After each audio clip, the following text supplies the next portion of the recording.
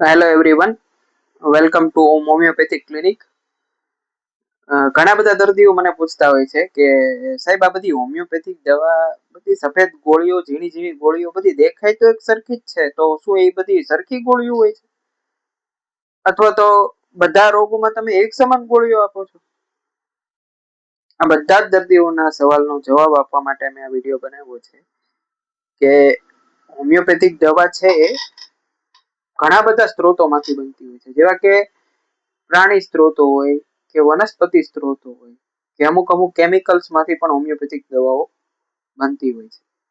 Homeopathic દવાઓ બનાવવાની પદ્ધતિ એ એલોપેથી કરતા ઘણી અલગ છે.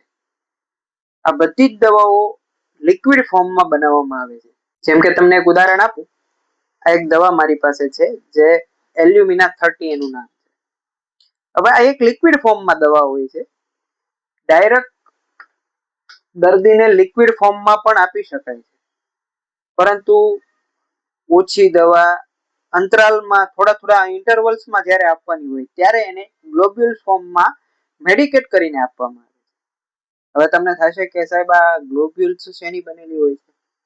આ ગ્લોબ્યુલ્સ છે એ એક જાતનું સુગર જ કહી શકો તમે, એમાંથી બનાવવામાં આવે છે અને એમાં કોઈ મેડિસિનલ પ્રોપર્ટી હોતી નથી, એટલે એના કોઈ દવાના ગુણો એમાં હોતા નથી. એ ખાલી દવાને અંદર આપણી નસો સુધી પહોંચાડવાનું જ કાર્ય કરે છે.